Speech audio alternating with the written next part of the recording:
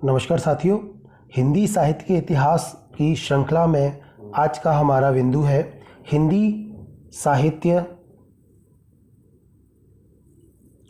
का आरंभ, काल विभाजन एवं नामकरण। ठीक है, कॉलेज व्याख्याता की इकाई फर्स्ट में ये चलता है। इसके अलावा net JRF, grade first, grade second, TGT, PGT, DSSB, जहाँ भी हिंदी साहित्य का इतिहास पूछा जाता है वहाँ ये टॉपिक चलता है, हिंदी साहित्य का आरंभ, काल विभाजन और नामकरण। इससे पहले हम हिंदी साहित्य इतिहास लेखन की परंपरा पर चर्चा कर चुके हैं, तो चलिए आज इस टॉपिक को शुरू करते हैं। देखिए, हिंदी साहित्य का आरंभ, काल विभाजन और नामकरण। जैसा कि हमने शुरू में बताया था आपको कि हिंदी साहित्य के काल विभाजन का सर्वप्रथम जो प्रयास किया था जॉर्ज ग्रियर्सन ने किया था, जिन्होंने अपना ग्रंथ लिखा था the modern vernacular literature of Hindustan के नाम से, अंग्रेजी भाषा में लिखा था। उसी में उन्होंने प्रथम बार हिंदी साहित्य के इतिहास के काल को या हिंदी साहित्य के इतिहास को 11 कालखंडों में बांटा था। हालांकि कुछ विद्वान कहते हैं कि उन्होंने 12 कालखंडों में पूरे इतिहास को बांटा था, लेकिन अधिकांश विद्वानों का ये मानना है कि ये 11 ही भाग थे। तो ये कौन कौन से भाग थे? देखिए, चारण काल सबसे पहला काल था इसमें, चारण काल, जिसका समय 700 से लेकर के 1300 ये ईस्वी या 1400 ईस्वी, कई जगह 1400 ईस्वी भी मिलता है, पर इसका प्रारंभ उन्होंने 700 ईस्वी से माना है। दूसरा काल था धार्मिक पुनर्जागरण का काल, 15वीं शताब्दी का काल है ये। जायसी की प्रेम कविता 15वीं शताब्दी में, यानी कि जिसको हम भक्ति काल कहते हैं, उस भक्ति काल में इन्होंने 5 धाराएं लगभग मानी है, क्योंकि भक्ति काल नाम से विभाजन बाद में हुआ था, काल विभाजन। उससे पहले इन्होंने इसको धार्मिक पुनर्जागरण का काल, जायसी की प्रेम कविता 15वीं शताब्दी में, ब्रज का कृष्ण संप्रदाय 15वीं 16वीं शताब्दी, मुगल दरबार 15वीं 16वीं शताब्दी और तुलसीदास ये 16वीं शताब्दी। तो आपको ये भी पांचों टॉपिक ध्यान रखने हैं कि जो जॉर्ज ग्रियर्सन है उन्होंने भक्ति काल के अंतर्गत किन किन एक तरह से नामकरणों को शामिल किया है। धार्मिक पुनर्जागरण, जायसी की प्रेम कविता, ब्रज का कृष्ण संप्रदाय, मुगल दरबार और तुलसीदास। ठीक है, इससे पहले इन्होंने ये चारण काल माना ही है। इसके अलावा हम बात करें तो इन्होंने रीति काव्य, रीति काल जिसको हम कहते हैं, उसका नाम इन्होंने रीति काव्य अथवा रीति काल माना, जिसका समय 1580 से 1692 ईस्वी माना है। तुलसीदास के अन्य परवर्ती कवियों के नाम से भी उन्होंने 100 साल का समय यानी 1600 से 1700 ईस्वी माना है।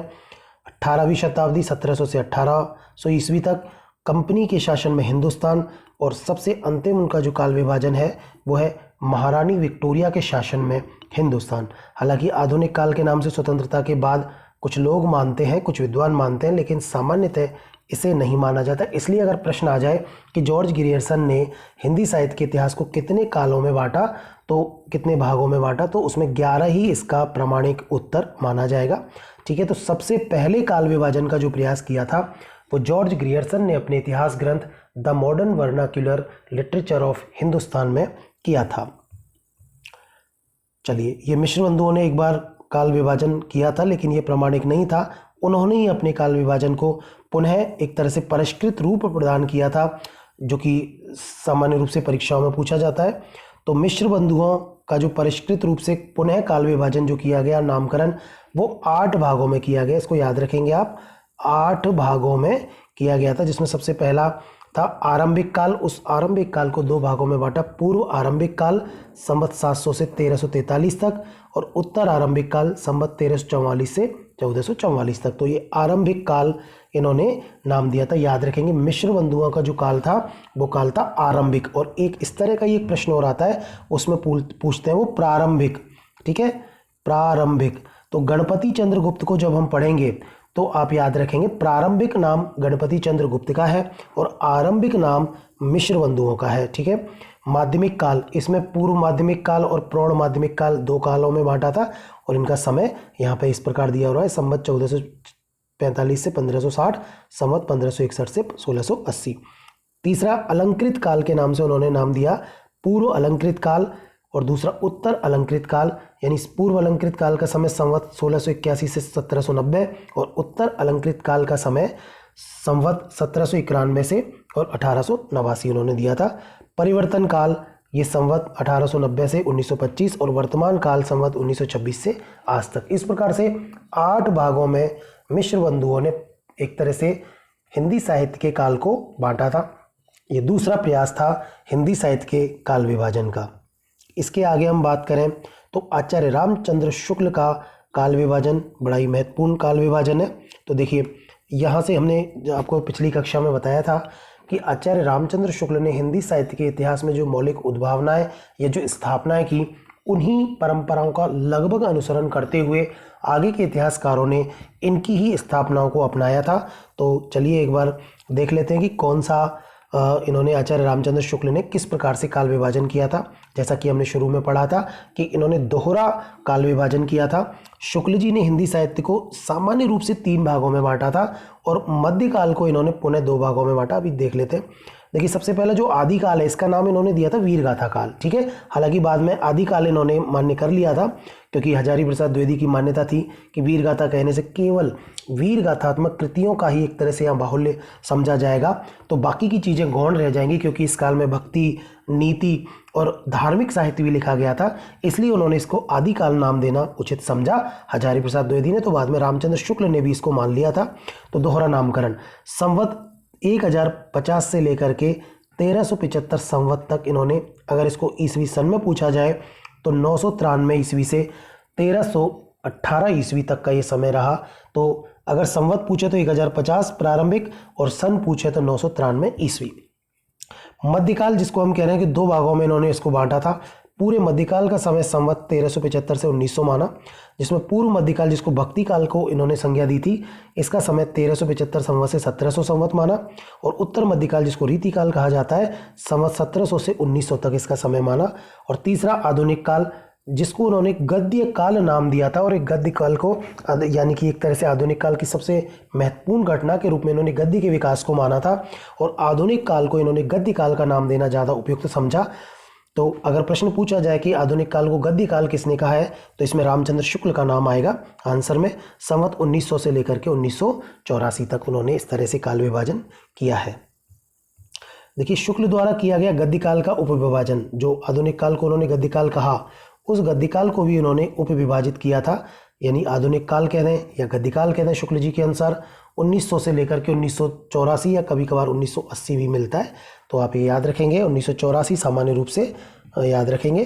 तो देखिए गद्य का विकास, पहला इसका गद्य का विकास संवत 1900 से पूर्व एवं उसके आसपास का समय इन्होंने गद्य के विकास को दिया। दूसरा नाम है गद्य साहित्य का आविर्भाव 1900 से 1925। तीसरा है आधुनिक गद्य साहित्य की परंपरा का परिवर्तन, जिसको इन्होंने प्रथम उत्थान नाम दिया 1925 से 1950 संवत। दूसरा गद्य साहित्य की द्वितीय उत्थान संवत 50 से 75, और गद्य साहित्य का वर्तमान गति या तृतीय उत्थान जिसको कहा जाता है संवत 1975 से आज तक का। यानी इस प्रकार से इन्होंने गद्य काल को 5 भागों में बांटा है। शुरू का एक तो हो गया गद्य का विकास, दूसरा हो गया गद्य साहित्य का आविर्भाव, और तीसरे हैं गद्य आधुनिक गद्य साहित्य की परंपरा का परिवर्तन या प्रथम उत्थान, द्वितीय उत्थान और तृतीय उत्थान। ठीक है, इस प्रकार से इन्होंने गद्य साहित्य का उपविभाजन किया है। आधुनिक काल यानी काव्य खंड को भी इन्होंने एक नामकरण किया है। पुरानी काव्यधारा 1900 से 1925, नई काव्यधारा प्रथम उत्थान 1925 से 1950, नई काव्यधारा द्वितीय उत्थान 1950 से 1975, और नई काव्यधारा तृतीय उत्थान 1975 से 1980 तक इन्होंने इसको आज तक माना है। ठीक है, आचार्य रामचंद्र शुक्ल के बाद आचार्य विश्वनाथ प्रसाद मिश्र का काल विभाजन और नामकरण काफ़ी महत्वपूर्ण माना जाता है। इसका एक कारण यह है कि इन्होंने आदिकाल को वीर काल नाम दिया। तो सीधे सीधे प्रश्न आता है परीक्षा में कि आदिकाल को वीर काल नाम किसने दिया, तो वी से वीर काल याद रखेंगे, वी से विश्वनाथ याद रखेंगे। तो वीर काल विश्वनाथ प्रसाद मिश्र ने नाम दिया था, और इसका समय संवत 1000 से 1400 तक इन्होंने माना था। पूर्व मध्यकाल या भक्ति काल का समय 1400 से 1700, और उत्तर मध्यकाल को इन्होंने श्रृंगाल काल नाम दिया। ये भी इंपॉर्टेंट है, यहाँ से भी प्रश्न पूछा जाता है कि उन्होंने उत्तर मध्यकाल को या रीति काल को क्या नाम दिया था विश्वनाथ प्रसाद मिश्र ने, तो श्रृंगार काल नाम दिया था, और इसका समय 1700 से 1900 संवत तक माना। आधुनिक काल या गद्य काल का समय संवत 1900 से अब तक का माना।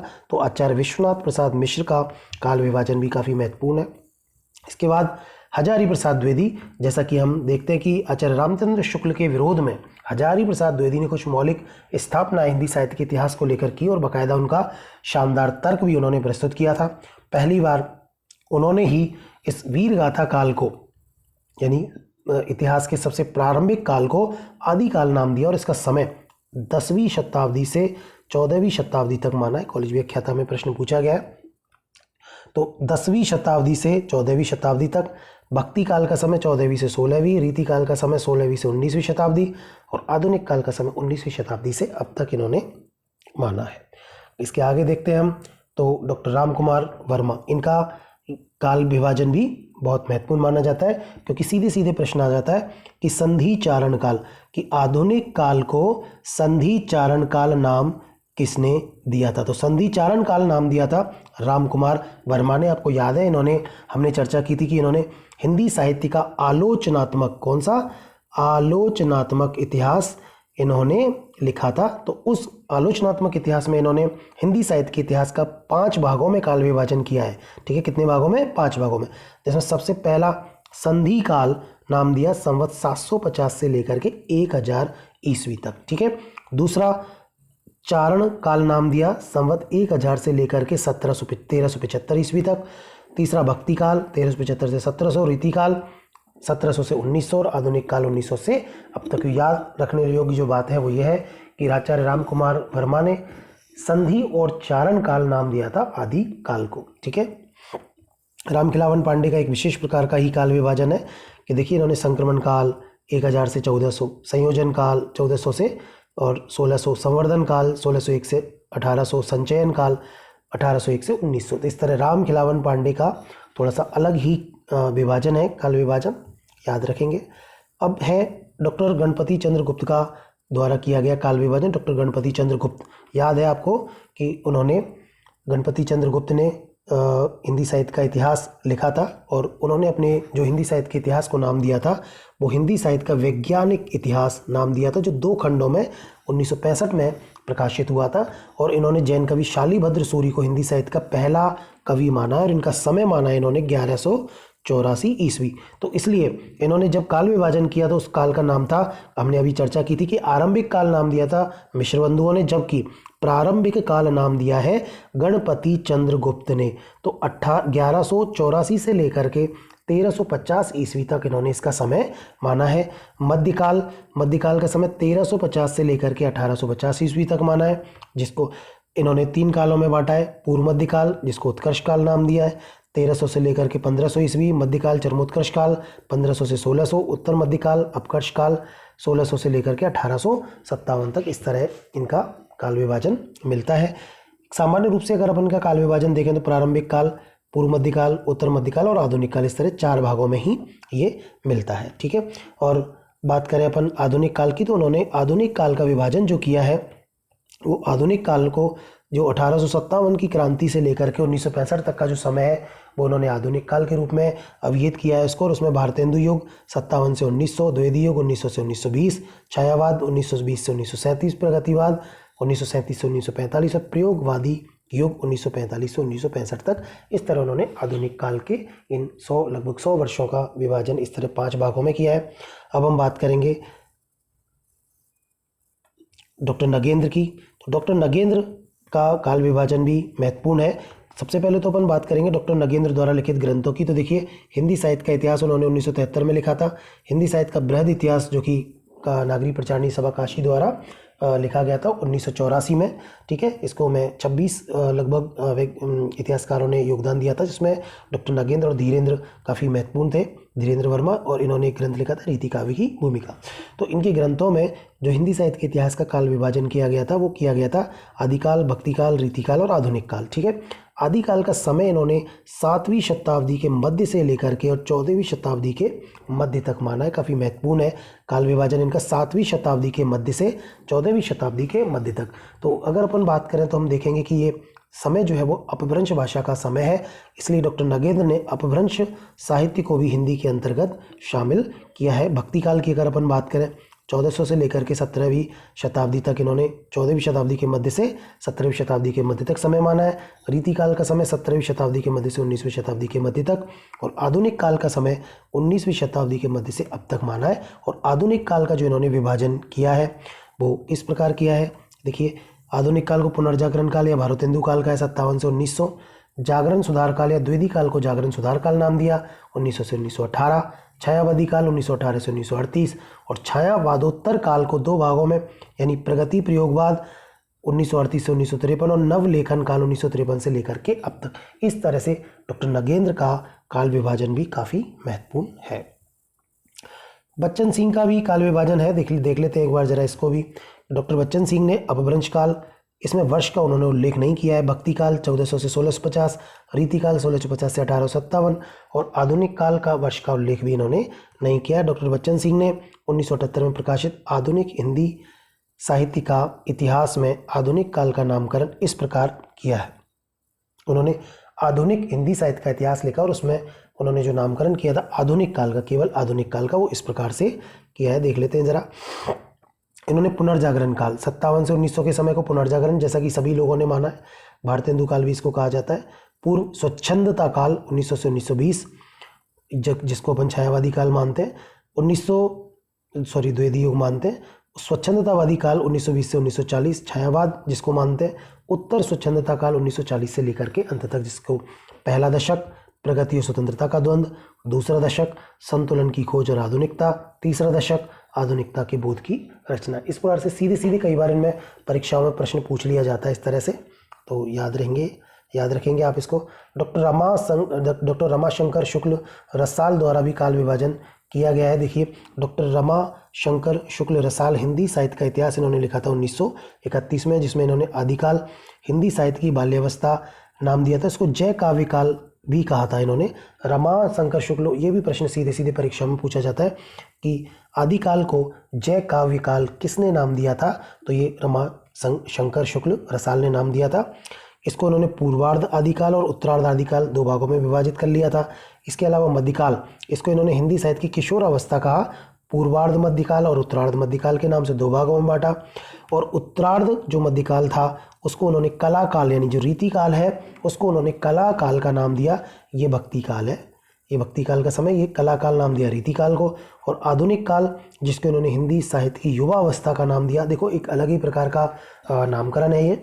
परिवर्तन काल नाम दिया 1800 से लेकर के 1900 विक्रम संवत, और वर्तमान काल का समय माना विक्रम संवत 1900 से अब तक। तो इस तरह से ये डॉक्टर रमा शंकर शुक्ल रसाल का काल विभाजन। बाबू श्याम सुंदर दास ने भी काल विभाजन का प्रयास किया था। हिंदी कोविद रत्नमाला 1909 में और 1914 में, कुछ लोग 1909 मानते, कुछ लोग 1914। अगर 9 आ जाए तो 9 ही पहले करेंगे। इसमें हम हिंदी कोविद रत्नमाला ग्रंथ लिखा, एक हिंदी भाषा और साहित्य 1920 में इन्होंने ग्रंथ लिखा था। इन्होंने आदि युग वीरगाथा काल, पूर्व मध्यकाल भक्ति काल, उत्तर मध्यकाल रीति काल, आधुनिक युग नवीन विकास काल, इस तरह से इनका नामकरण किया था। और समय लगभग जो, जैसा कि ज़्यादातर विद्वानों ने माना, विक्रम संवत 1050 से विक्रम संवत 1400 तक आदि युग, संवत 1400 से 1700 तक भक्ति काल, विक्रम संवत 1700 से 1900 तक रीति काल, 1900 से अब तक इन्होंने आधुनिक काल का नामकरण किया है। देखिए, राम स्वरूप चतुर्वेदी, इनका भी काल विभाजन। आदिकाल वीरगाथा काल 1000 से लेकर 1350 ईस्वी, पूर्व मध्यकाल भक्ति काल 1350 से 1650, उत्तर मध्यकाल रीतिकाल 1650 से 1850 ईस्वी, और आधुनिक काल या गद्दीकाल का समय इन्होंने 1850 से अब तक माना है। तो इस प्रकार से रामस्वरूप चतुर्वेदी का एक तरह से काल विभाजन था। तो इस तरह से ये कुछ महत्वपूर्ण काल विभाजन थे। इसके अलावा, इन काल विभाजनों के अलावा हम लोग हिंदी में, ये बहुत सीधे सीधे कई बार प्रश्न यहाँ से पूछ लिए जाते हैं कि हिंदी साहित्य के आरंभ यानी हिंदी साहित्य की पूर्वापर सीमा पर विद्वानों का क्या मत है। तो हम बात करेंगे यहाँ पे आरंभ की, कि कौन से विद्वान ने किस समय को हिंदी साहित्य के इतिहास का आरंभ माना है। तो डॉक्टर राम कुमार वर्मा, जैसा कि हमने अभी देखा, 693 ईस्वी या 7वीं शती को इन्होंने एक तरह से हिंदी साहित्य का आरंभ यानी आदिकाल का समय जो प्रारंभ माना है, यहाँ से माना है।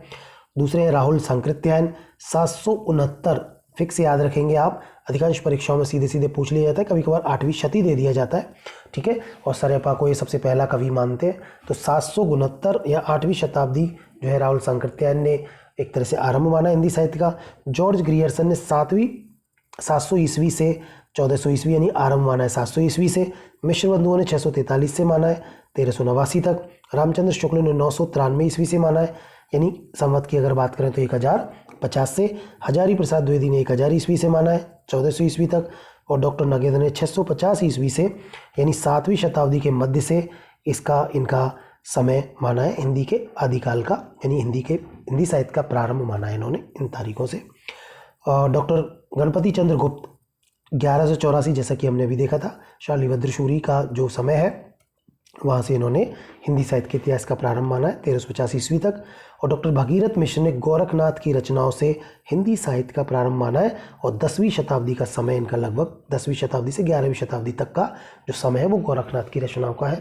तो इस प्रकार से कुछ महत्वपूर्ण विद्वानों द्वारा एक तरह से हिंदी साहित्य की आरंभिक सीमा जो मानी गई है वो इस प्रकार से मानी गई है। अब हम बात कर लेते हैं प्रथम लेखक के बारे में, कवि के बारे में, कि हिंदी साहित्य का प्रथम कवि कौन सा था। तो देखिए प्रथम कवि की अगर अपन बात करें तो यहाँ पर स्वयंभू 693 जिनका समय था रामकुमार वर्मा ने इनको माना है। सरेपा 769 ईस्वी को राहुल सांकृत्यायन डॉक्टर नगेंद्र ने। और ज़्यादातर विद्वान अगर सीधे सीधे प्रश्न आ जाए हिंदी का पहला कवि कौन सा है तो सीधे सीधे उत्तर होगा सरेपा। ठीक है, अधिकांश विद्वान ऐसा मानते। अगर लेखक का नाम देकर पूछे कि राहुल सांकृत्यायन नगेंद्र ने कौन माना है तो सरेपा को, डॉक्टर रामकुमार वर्मा ने किसको माना है तो भाई स्वयंभू को, शिव सिंह सेंगर ने किसे माना है तो पुष्य को या पुंड को माना है, और चंद्रधर शर्मा गोलेनी ने किसको माना है राजा मुंज को माना है जिसका समय 993 ईस्वी था। अगर अपन बात करें हजारी प्रसाद द्विवेदी की तो हजारी प्रसाद द्विवेदी ने अब्दुल रहमान 12वीं शताब्दी के जो एक तरह से लेखक हैं उनको हजारी प्रसाद द्विवेदी ने पहला कवि माना है। शालिवद्र सूरी 1184 को गणपति चंद्रगुप्त ने पहला कवि माना है। डॉक्टर बच्चन सिंह की बात करें तो इन्होंने विद्यापति को हिंदी साहित्य का प्रथम कवि माना है। और अधिकांश विद्वानों ने जो माना है सरहपाद या सरहपा को हिंदी का पहला कवि माना है और ये सिद्ध कवि थे। हिंदी का प्रथम कवि होने का श्रेय इनको प्राप्त है। दोहा पद शैली में ये लिखते थे। परवर्ती कवियों द्वारा इनकी परंपराओं को अपनाया गया था। इनकी रचनाओं में हिंदी का प्रारंभिक रूप मिलता है। इनके वर्ण विषय और चेतना की दृष्टि से भक्ति काल का बीजांकुर, जब हम भक्ति काल के बारे में पढ़ेंगे तो हजारी प्रसाद द्विवेदी स्पष्ट रूप से कहते हैं कि भक्ति काल का जो बीज है वो हमें सिद्ध और नाथों की रचनाओं में देखने को मिलता है। और आपको पता है कि सरहपा सिद्ध एक तरह से कवि थे। हिंदी की प्रथम रचना की अगर अपन बात करें तो श्रावकाचार जिसका समय 933 ईस्वी है और इसके रचयिता देवसेन है जो कि जैनाचार्य है। तो श्रावकाचार्य को हिंदी की प्रथम रचना होने का सौभाग्य प्राप्त है। इसमें 250 दोहों में श्रावक धर्म या गृहस्थ धर्म की चर्चा की गई है।